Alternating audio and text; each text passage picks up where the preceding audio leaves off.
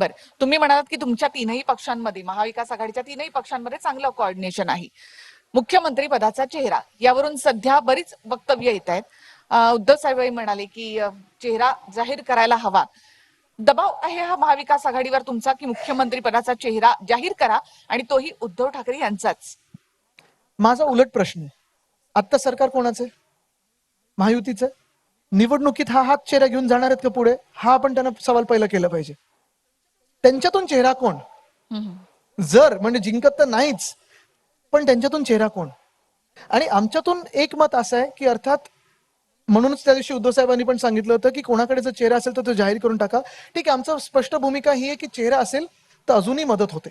निवडणुकीत एखादा चेहरा विश्वासू जेव्हा समोर येतो, जसं आम्ही उद्धव साहेबांचा चेहरा बघतो की विश्वासू आहे. आपण पाहताय की प्रत्येक जण त्यांना कुटुंब प्रमुख म्हणून मानतो, त्यांचं काम बघितलेलं आहे. शेतकरी बांधव असतील, महिला असतील, तरुण असेल, एक विश्वास आहे की अरे हा माणूस महाराष्ट्रासाठी दिवस रात्र मेहनत करतो, काम करतो आणि महाराष्ट्राच्या हिताचं काम करेल.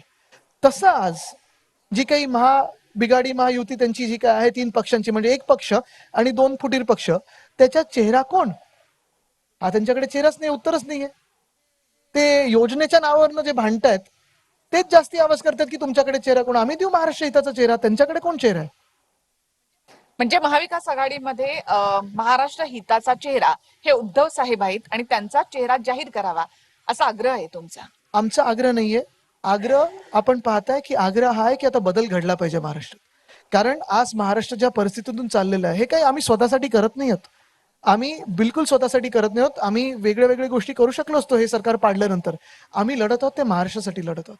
आज जी परिस्थिती महाराष्ट्राची झालेली आहे त्याच्या विरुद्ध आम्ही लढत आहोत, ते बदलण्यासाठी आम्ही लढत आहोत. आणि आम्ही हेच सांगतोय, आज सगळ्यात मोठं आव्हान आपल्याला महाराष्ट्र म्हणून आहे. भाजप जे आपल्याला लुटत आहे, जे महाराष्ट्र द्वेष भाजप आहे ते आहे. मिंदे हे निमित्त आहे. मिंदे काय कुठे उडी मारून जातील, ते बाद झाल्यानंतर कुठे जातील आपल्याला माहिती नाही. तर जेव्हा सुप्रीम कोर्टाचा निकाल लागेल, कधी लागेल तो लागेल, अजून काही लागण्याचे चिन्ह दिसत नाही, पण जेव्हा लागेल तेव्हा आपण पाहाल की हे ज्यांनी गद्दारी केलेली आहे, जी निर्लज्जपणे त्यांनी गद्दारी केली, ते बाद होतील. पवार साहेब असं म्हणाले की ज्याच्या जागा जास्त येतील त्याचाच मुख्यमंत्री बनेल. नाना पटोलेंनी चर्चा सुद्धा होतील. दुजोरा दिला. तुम्हाला अजूनही सांगतो, ही प्राथमिक चर्चा आहे. अजूनही अंतर्गत चर्चेमध्ये तुम्हाला अशाही बातम्या मिळतील की खेचाताणी झाली, एखाद्या सीटवरनं जास्तीच ताणलं गेलं, आणि हे व्हायला पण पाहिजे. कारण जर तुमच्याकडे एखाद्या सीटवर ताकद नसेल तर तुम्ही ती सीट मागणार नाही. मग युतीमध्ये राहून काय उपयोग आहे? तिन्ही पक्षांची जर ताकद असेल तर तुम्ही ती सीट मागाल, खेचाताणी होईल आणि नंतर सीट मिळाल्यानंतर ती सीट तुम्ही जिंकून काढून देऊ शकता. ही ताकद तिन्ही पक्षाची असायला पाहिजे. आजच देवेंद्र फडणवीस असं म्हणाले की पवारांच्या मनामध्ये 3 नावं निश्चित आहेत, मात्र त्या 3 नावांमध्ये उद्धव ठाकरे यांचं नाव नाही. फडणवीस साहेब पण नाही आहेत.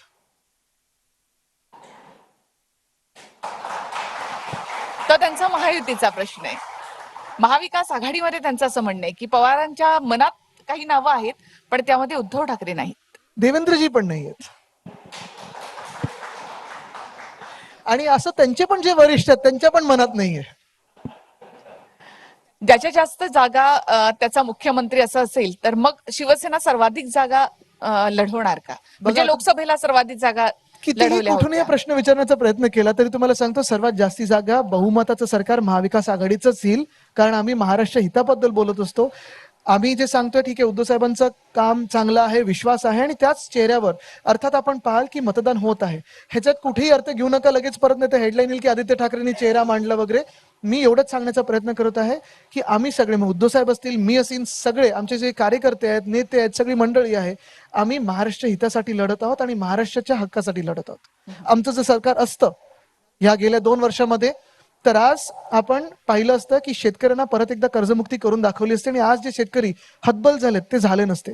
पोलीस हाऊसिंग जे आम्ही 650 कोटी दिले होते त्याचं काम सुरू झालेलं दिसलं असतं. महाराष्ट्र सिक्युरिटी फोर्स, एवढी मोठी फौज आहे पण त्यांचे प्रश्न तसेच प्रलंबित ठेवलेले आहेत. आपण पाहत असाल शेतकऱ्यांचा एक विषय, बेरोजगारीचा मोठा विषय वाढत चाललेला आहे. कारण शेतकऱ्यांची सगळी मुलं ही शहराकडे येतात, शेतीत त्यांना कुठे येतं होप दिसत नाही, हे सरकार मदत करत नाहीये. पण MIDC मधून जर आज आमचं सरकार असतं तर तळेगाव इथून वेदांता फॉक्सकॉन हा भाजपा आणि मिंदेनी गुजरातला पाठवला नसता. आज आमचं सरकार असतं तर एअरबस टाटा असेल, बल्क ड्रग पार्क असेल, मेडिकल डिव्हाइस पार्क असेल, हे गुजरातमध्ये गेलं नसतं, हे महाराष्ट्रातच आलं असतं.